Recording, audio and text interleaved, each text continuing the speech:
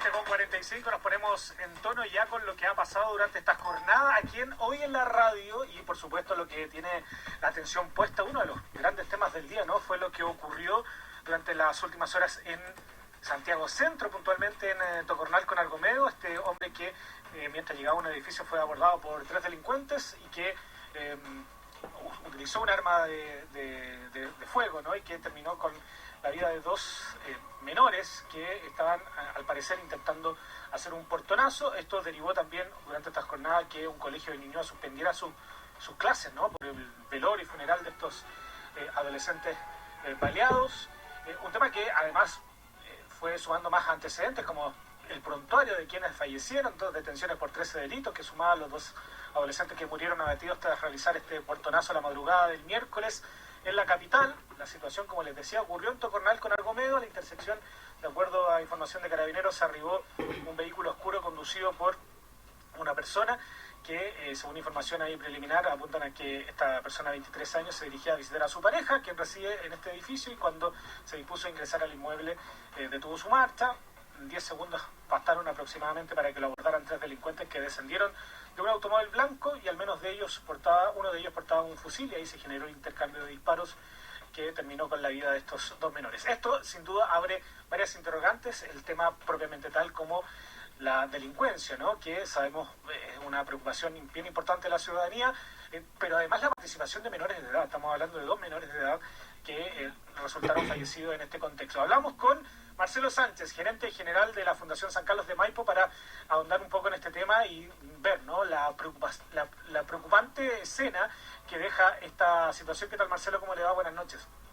Hola, Julio, ¿qué tal? Qué lamentable tener que volver a hablar de estos temas. La verdad es que hemos conversado ya no una vez, sino unas cuantas sobre este tipo de situación. Yo creo que con también a este nivel de consecuencia de lo que hoy día tener jóvenes que murieron desarrollando una carrera delictiva, cometiendo un crimen, y donde finalmente, si uno analiza los perfiles, se pregunta cómo no pudimos llegar antes, cómo no pudimos interrumpir esas trayectorias delictivas.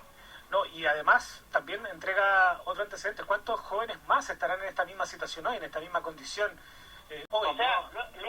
Lo hemos conversado otras veces también a raíz de las estadísticas que ha presentado Carabineros, donde el aumento de la participación de niños y jóvenes en delitos de mayor connotación, los delitos más violentos, por ejemplo los portonazos, las encerronas, etcétera, ha superado el 45% y se ha ido estabilizando este último tiempo del orden del 30%. O sea, 1 de cada 3 miembros de una banda delictiva es un niño.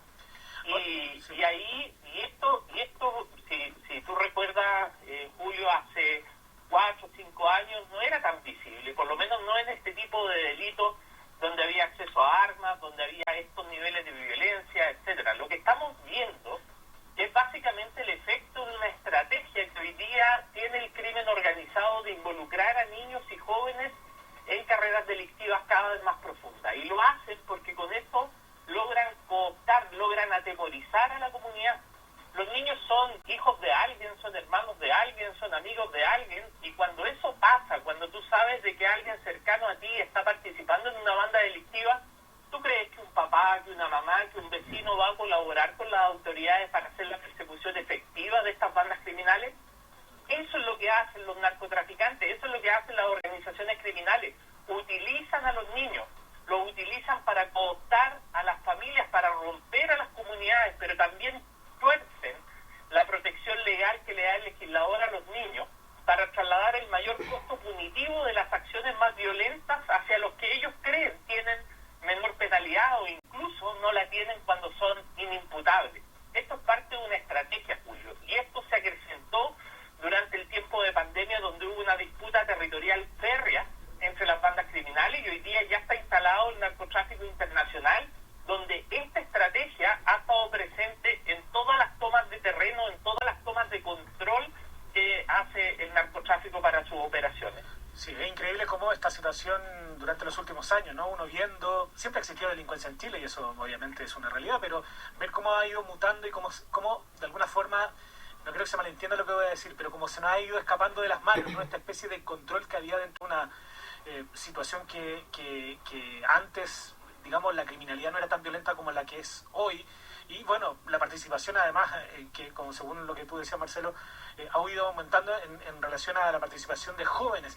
Esto, no sé si tú me puedes corregir ahí dentro de los análisis que han hecho ustedes, pero bueno, hay dos elementos aquí. Primero, la inimputabilidad en muchos casos cuando participan estos menores, pero también, y se ha notado, o al menos uno lo ha escuchado de las víctimas, que hay mucha más violencia, incluso los propios jóvenes que perpetran estos delitos, a diferencia de los más adultos. ¿Es un fenómeno, es eso real, digamos?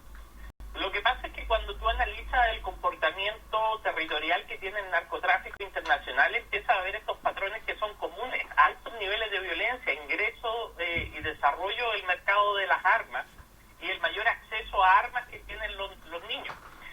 Fíjate que desde hace alrededor de 4 o 5 años acá, las rutas de narcotráfico que llegan a Chile han ido mutando. Han pasado de ser desde el Paraguay, donde llegaba la marihuana índica y la sativa, que eran como las que dominaban el mercado, hacia la creepy, que es la marihuana más adictiva, la más letal, que es la que viene desde el mercado colombiano y que está muy asociado a los traficantes de armas y a las bandas extorsivas de México.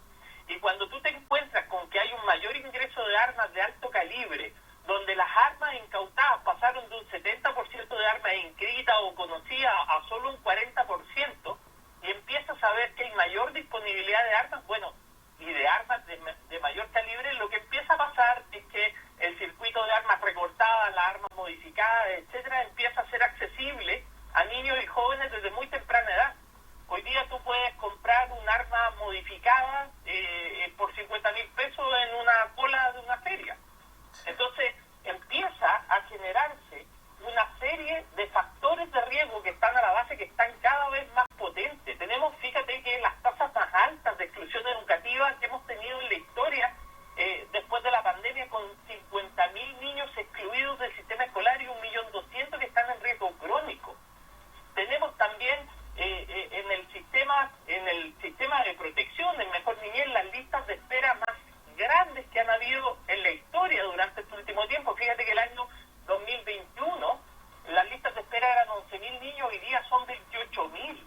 Wow. Las listas de espera en materia de salud mental para los niños son de 14.000. Tenemos cerca de 6.000 niñas que son víctimas de explotación sexual comercial infantil y más de 1.000 que están en situación de calle. Entonces, estamos en una situación crítica de la infancia más vulnerada, y en ese espacio es donde llega el narcotraficante, las bandas criminales, van cambiando la lógica de cohesión que hay en un territorio a través de la narcocultura, van seduciendo, van capturando a los niños de manera temprana para que sustituyan sus códigos de valores familiares, para que sustituyan el espacio de protección que tienen en la escuela, para que sustituyan la forma de relacionarse positivamente y se relacionan en los códigos de la delincuencia, en los códigos de las bandas criminales. Y acá... Eso es lo que no estamos dejando de llegar antes, estamos llegando demasiado tarde. Y eso se nota en la ausencia. Fíjate, todos los programas de seguridad que se han presentado, ninguno presenta una agenda temprana de prevención social. Ninguno está trabajando en torno a una oferta basada en la evidencia a nivel local que se haga cargo de estos factores de riesgo, que llegue antes. Entonces, y tú ves que la oferta que hay para los niños que delinquen son ofertas de los 15, los 16, los 17 años, cuando ya es muy difícil hacer algo. Tienes que trabajar desde la primera infancia y tienes que hacerlo con programas que resulten. Un trabajo de largo plazo, ¿no? Con mucho más recursos, con mucha más dedicación, mucho más trabajo. Yo te quería preguntar también, porque aquí hay como... Vemos que primero el Estado no llegó, digamos, derechamente a intervenir, digamos, estos niños que participan en este tipo de delitos, pero además hoy se dio otra situación, ¿no? Que es como consecuencia de que es un colegio que tuvo que suspender sus clases nuevamente por, digamos, funerales de alto riesgo, como se le ha denominado la autoridad, que también merma un poco la misma formación de los niños. Entonces estamos hablando de externalidades que son también graves en torno a otros niños que se están formando. Sabemos que este es un caso, pero ha habido otros casos más también. Totalmente, Julio. Aquí hay vulneraciones graves del derecho a educarse, hay vulneraciones graves del derecho a vivir en un sistema de protección, a vivir en entornos seguros para los niños, para las comunidades, para los trabajadores. Acá esto no es trivial. Esto es un efecto deseado por el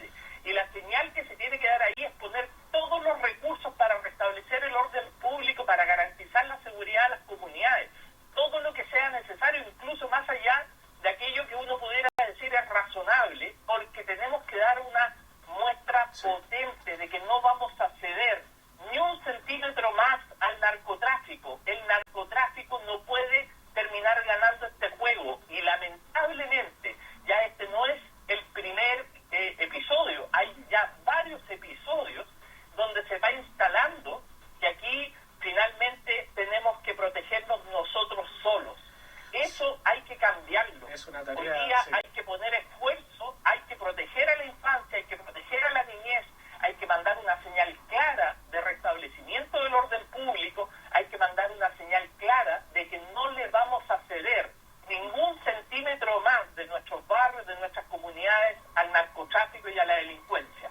Es un trabajo que, más que de gobierno, es de Estado, y en eso tienen que participar todos los actores, ya sea de izquierda, derecha, centro, todos los actores políticos, para poder de alguna forma ya encumbrar un camino concreto, directo, para poder de alguna forma frenar esto, porque evidentemente se nos está yendo de las manos, ya se nos fue de las manos hace mucho rato, y poder de alguna forma, digamos, controlar este flagelo tan implacable, ¿no?, que significa la vulneración de derechos a menores de edad y que termina en hechos lamentables como esto. Marcelo Sánchez, gerente general de la Fundación San Carlos de Maipo, muchas gracias por conversar con nosotros a esta hora de la noche. Muchas gracias, Julio. Muchas gracias a todos. Adiós. 20:58, un tema así.